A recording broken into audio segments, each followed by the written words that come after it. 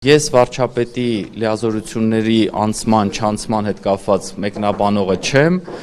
ես միջազգային իրավական վեճի չի հասել իր որևէ գործողություն, որպեսզի ես կարողանամ ասեմ,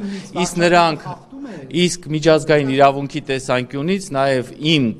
համեստ գիտելիքներից իրավական, այսօր որևէ խախտում ես կառավարության կողմից չեմ տեսնում։ Տեղադրելը հրապարակել արդյոք խախտում չի։ Դուք ինչ եք ուզում ասեք, որ դա կառավարությունն է հրապարակել։ Չէ, ես չասեցի կառավարություն։ Բա ում մասին եք խոսում։ Իհարկե խախտում է ցանկացած մարդու մասնավոր կյանքի միջամտություն, բայց դուք հիմա ինձ արդեն սկսեցիք հարցազրույցը, ճեպազրույցը վերածել իրավաբան մարդու զրույցի։ Ես կարծում եմ դուք իմ պաշտոն եք ինձ հրավիրել հարցերի պատասխանը։ Միջազգային իրավունքի Միջազգային իրավունքի տեսանկյունից Նիկոլ Փաշինյանի հայտարարությունները կաթողիկոսի հետ կապված արդյոք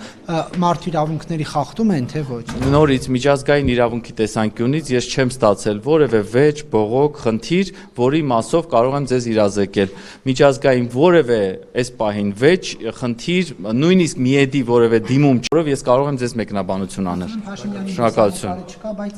բացակայություն իրավիճակ չի։ Ինձ թվում է դուք պարոն վարչապետի լուսանկարով ավելի շատ եք հիմա ոգեշնչված եւ շարունակում եք վերջին 3 տարին ինձ անվերջանալի հարցնել վարչապետի լուսանկարի մասին, ինչպես նախարար եմ եղել առաջին իսկ օրը Նարեկ Կիրակոսյանը ինձ հարցրել է վարչապետի լուսանկարից։ Ես խնդրում եմ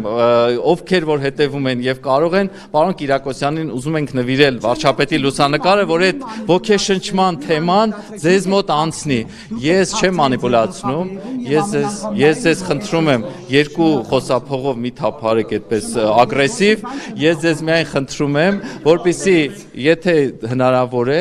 այդ լուսանկարի թեմայով, որով դուք այսպես մտասևեռված եք վերջին 4 տարում, պարոն Կիրակոսյան, խնդրում եմ, մի լուսանկար ինձնից վերցրեք, մի լուսանկար տարբեր պաշտոնյաներից եւ վերջապես փակեք ձեր լուսանկարային մտասևեռումը։